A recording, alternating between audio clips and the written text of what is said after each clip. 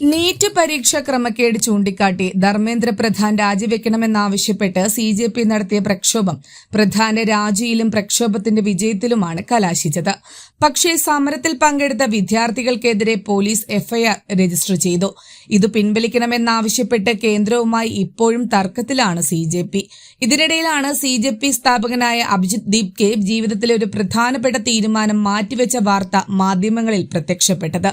നിരവധി വിവാഹാലോചനകൾ വരുന്നുണ്ടെങ്കിലും വിവാഹം ഇപ്പോൾ വേണ്ട എന്ന തീരുമാനത്തിലാണത്രേ അഭിജിത്ത്. അമ്മ അനിത ദീപ് കെ PTIക്ക് നൽകിയ അഭിമുഖത്തിലാണ് വിവാഹത്തോട് അഭിജിത്ത് മുഖം തിരിച്ചു നിൽക്കുകയാണെന്ന് തുറന്നു പറഞ്ഞത്. വിദ്യാർത്ഥി പ്രക്ഷോഭങ്ങളിലൂടെയും സമരമുഖങ്ങളിലൂടെയും സോഷ്യൽ മീഡിയയിൽ വലിയ ശ്രദ്ധ നേടിയ CJP സ്ഥാപകന് രാജ്യത്തിന്റെ വിവിധ ഭാഗങ്ങളിൽ നിന്ന് നൂറുകണക്കിന് വിവാഹ അഭ്യർത്ഥനകളാണ് ലഭിച്ചുകൊണ്ടിരിക്കുന്നത്.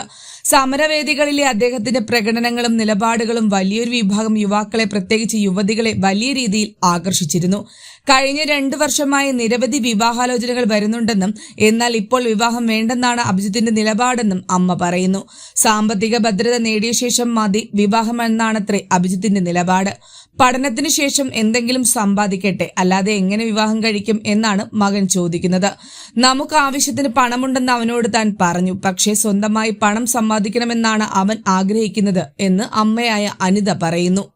വസ്ത്രമില്ലാതെ വിവാഹത്തിന് മറ്റൊന്നും വാങ്ങില്ലെന്നാണ് മകൻ പറഞ്ഞതെന്നും അവർ കൂട്ടിച്ചേർത്തു.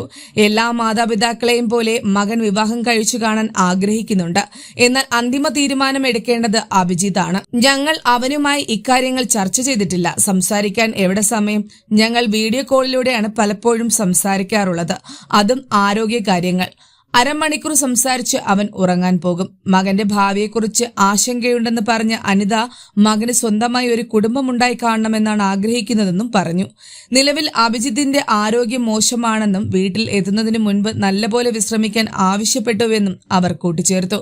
1 മാസത്തോളം എന്തായാലും വിവാഹക്കാര്യം താൻ സംസാരിക്കില്ല എന്ന് അവൻ വിശ്രമിക്കട്ടെ എന്നുമാണ് അമ്മ പറയുന്നത്.